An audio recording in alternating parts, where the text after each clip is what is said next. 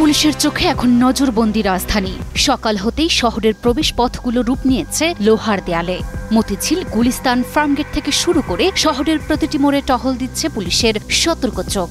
প্রায় 17,000 পুলিশ সদস্য এখন নজর রাখছে রাজধানীর প্রতিটি শ্বাসে। চলছে কড়া তল্লাশি, আইডি যাচাই, গাড়ি চেক। শুধু পুলিশ নয়, মাঠে নেমেছে বিজিবি, ডিএমপি ও আর্মড পুলিশ ব্যাটালিয়নও। আর বড় ধরনের নাশকতার আশঙ্কায় যখন নজিরবিহীন নিরাপত্তা বলয়ে ঢেকে গেছে পুরো ঢাকা, ঠিক তখনই ঘোষণা করা হলো সেই কাঙ্ক্ষিত দিনটি। বৈষম্য বিরোধী ছাত্র আন্দোলনের সময় সারা দেশে সংঘটিত হত্যাকাণ্ডে শেখ হাসিনা সহ 3 জনের বিরুদ্ধে করা মানবতা বিরোধী অপরাধের মামলায় আগামী 17 নভেম্বর রায় দেবেন ট্রাইব্যুনাল। তবে 13 নভেম্বরকে ঘিরে বেশ কয়েকদিন ধরেই রাজধানীতে ছড়িয়ে পড়েছে অজানা আতঙ্ক। শেখ হাসিনার মামলার রায়ের তারিখ ঘোষণার সঙ্গে সঙ্গে নিষিদ্ধ আওয়ামী লীগ ও তার অঙ্গ সংগঠনের নেতাকর্মীরা সহিংসতার পথ বেছে নিয়েছে। আর তাই ঢাকার বিভিন্ন এলাকায় বাড়ানো হয়েছে আইন শৃঙ্খলা বাহিনীর টহল, জায়গায় জায়গায় বসানো হয়েছে চেকপোস্ট। ডিএমপির পক্ষ থেকে জানানো হয়েছে, রাজধানীর বিভিন্ন গুরুত্বপূর্ণ স্থাপনায় 17,000 পুলিশ সদস্য মোতায়েন করা হয়েছে। তাদের সহায়তায় সেনাবাহিনী, বিজিবি এবং পুলিশের বিশেষ ইউনিটের সদস্যরাও মাঠে রয়েছেন। সকাল থেকেই রাজধানীর বিভিন্ন সড়কে যৌথ বাহিনীর সদস্যদের টহল দিতে দেখা গেছে। কৌশলগত গুরুত্বপূর্ণ মোড়গুলোতে বিজিবির সাজোয়া যান অবস্থান নিয়েছে। শাহবাগ, ফার্মগেট, বাংলা মোটর, কারওয়ান বাজার, মহাখালী, গাবতলী, মিরপুর সহ শহরের বিভিন্ন স্থানে পুলিশ ও সেনা সদস্যদের সতর্ক টহল অব্যাহত রয়েছে। তবে তারপরও মানুষের মধ্যে কিছুটা শঙ্কা কাজ করছে। কখন কোন দিক থেকে কি ঘটে যায় এমন আতঙ্কে থমথমে পরিস্থিতি দেখা যাচ্ছে। কিন্তু আইন শৃঙ্খলা বাহিনীর নিরাপত্তা বলয় বলছে অন্য কথা। আইন শৃঙ্খলা রক্ষাকারী বাহিনীর একাধিক সূত্র জানায়, বুধবার রাত থেকেই রাজধানীতে নিরাপত্তা জোরদারের অংশ হিসেবে ঢাকায় প্রবেশ পথগুলোই তল্লাশি কার্যক্রম শুরু হয়। পাশাপাশি রাজধানীর বিভিন্ন আবাসিক হোটেল, গেস্ট হাউস ও মেসে অভিযান চালিয়ে রাতভর তল্লাশি চালিয়েছে পুলিশ। বৃহস্পতিবার সকালেও সেই কার্যক্রম অব্যাহত রয়েছে। রাজধানীর মোড়ে মোড়ে আইন শৃঙ্খলা বাহিনীর যৌথ টহল এখন চোখে পড়ার মতো। সব মিলিয়ে পুরো শহর যেন এক অদৃশ্য নিরাপত্তা প্রাচীরের ভেতর বন্দী, যা ভেদ করা এখন যেন কঠিন এক চ্যালেঞ্জ। কোনো সীমারেখা থাকছে না, কোনো প্রশ্নের জবাবদিহি নেই। সেনাপ্রধান এখন আইনের ঊর্ধ্বে, সময়ের ঊর্ধ্বে, সমালোচনার ঊর্ধ্বে।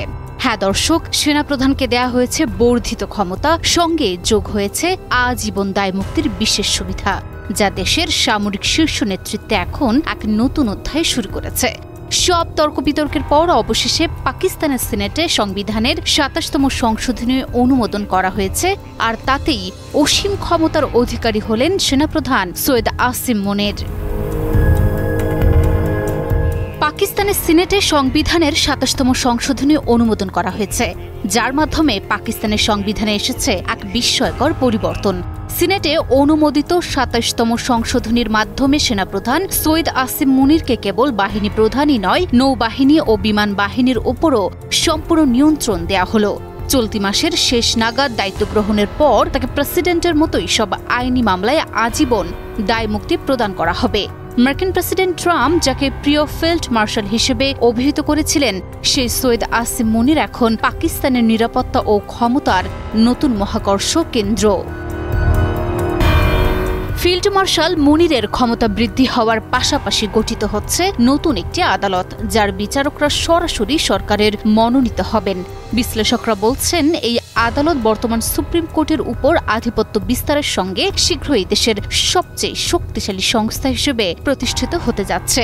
সুপ্রিম কোর্ট, যা আগে সেনাপ্রধান ও শীর্ষ নেতাদের নজরদারি করত, এবার শুধু বেসামরিক ও ফৌজদারি মামলার মধ্যেই সীমাবদ্ধ থাকবে।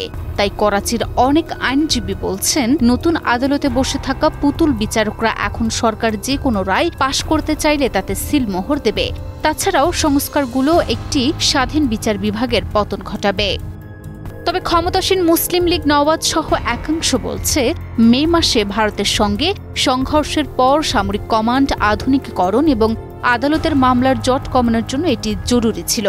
তবে সমালোচকরা সতর্ক করে বলছেন, এই পরিবর্তন শুধু সেনাবাহিনীর ক্ষমতা বাড়াচ্ছে এবং সেনা প্রধানের উপর নিয়ন্ত্রণ জোরদার করছে, পাশাপাশি আদালতগুলোকে রাজনৈতিক প্রভাবের সঙ্গে আবদ্ধ করছে।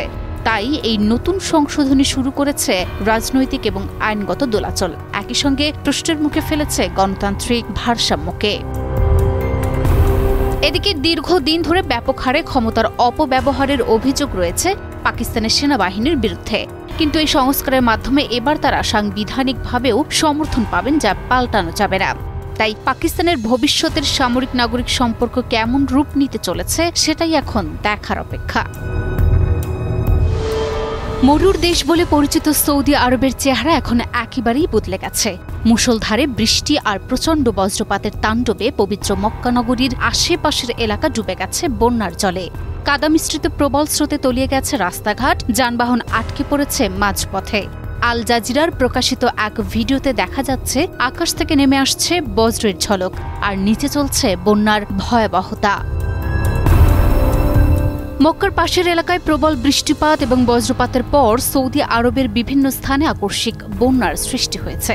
এর আগে সৌদি আরবের জাতীয় আবহাওয়া কেন্দ্র সতর্ক করে দিয়েছিল যে কিছু এলাকায় তীব্র বৃষ্টিপাত হতে পারে, যার ফলে পানি জমা হতে পারে এবং অস্থায়ী ব্যাঘাত ঘটতে পারে। সেই ঘোষণার মধ্যেই আল জাজিরার প্রকাশিত 11 নভেম্বরের একটি ভিডিও ফুটেজে দেখা যাচ্ছে সৌদি আরবের মরুরাজ্য আজ যেন পরিণত হয়েছে প্রলয়ঙ্কারী এক পানির রাজ্যে। হঠাৎ নেমে আসা ভয়াবহ বন্যায় তলিয়ে গেছে রাজ্যের সড়ক, রাস্তাগুলো এখন নদীর মতো বয়ে চলেছে উত্তাল স্রোতে।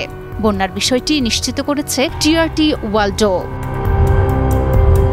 তাছাড়াও সামাজিক যোগাযোগ মাধ্যমে ছড়িয়ে পড়েছে সৌদি আরবের বন্যার ভয়াবহতার দৃশ্য, যেখানে দেখা যাচ্ছে পথের ধারে গড়িয়ে পড়ছে ঝর্ণাধারা আর মানুষ প্রাণ বাঁচাতে গাড়ি ফেলে দৌড়াচ্ছে নিরাপদ আশ্রয়ের খোঁজে। সবচেয়ে বেশি ক্ষতিগ্রস্ত কাশিম অঞ্চল, যেখানে হাঁটু পর্যন্ত পানিতে হেঁটে যেতে বাধ্য হচ্ছেন বাসিন্দারা। বজ্রপাত, বিদ্যুৎ চমক আর গর্জনরত আকাশের শব্দে আরও আতঙ্কিত হয়ে পড়েছে পুরো রাজ্য। এদিকে শুক্রবার থেকে মঙ্গলবার পর্যন্ত রাজ্যের বিস্তীর্ণ অংশ জুড়ে ভারী বৃষ্টি, বজ্রঝড় ও আকস্মিক বন্যার সম্ভাবনার সতর্কবার্তা দিয়েছে সৌদি আরবের জাতীয় আবহাওয়া কেন্দ্র। কর্তৃপক্ষ বাসিন্দাদের সতর্কতা অবলম্বন করার আহ্বান জানিয়েছে, কারণ অস্থির আবহাওয়ার কারণে বেশ কয়েকটি অঞ্চলে তীব্র বৃষ্টিপাত, বজ্রঝড় এবং সম্ভাব্য আকস্মিক বন্যার সম্ভাবনা রয়েছে। সর্বশেষ পূর্বাভাস অনুসারে মক্কা, জেদ্দা, মদিনা, তাবুক, আল জৌফ, উত্তর সীমান্ত অঞ্চল, হাইল, আল কাসিম, রিয়াদ, পূর্ব প্রদেশ, আল বাহা আসির এবং জাজান সহ বিস্তৃত ভৌগোলিক অঞ্চলকে প্রভাবিত করবে এই আবহাওয়া। এর আগেও জানুয়ারিতে এমনই পরিস্থিতির মুখে পড়েছিল দেশটি। মুষলধারে বৃষ্টিতে তলিয়ে গিয়েছিল রাজ্যের একাধিক শহর, রাস্তাঘাট, বাজার থেকে শুরু করে আবাসিক এলাকাও পানিতে ডুবে গিয়েছিল। তখন জাতীয় আবহাওয়া কেন্দ্র পশ্চিমাঞ্চলের পবিত্র শহর মক্কা, মদিনা ও পূর্বাঞ্চলে জারি করেছিল উচ্চ রেড অ্যালার্ট। আবারও যেন সেই দুঃসহ দৃশ্য ফিরে এসেছে মরুর দেশের বুকে। বছরের শুরুতে ভয়াবহ বন্যার ধকল সামলে উঠতে না উঠতেই ফের বন্যার কবলে দেশটি।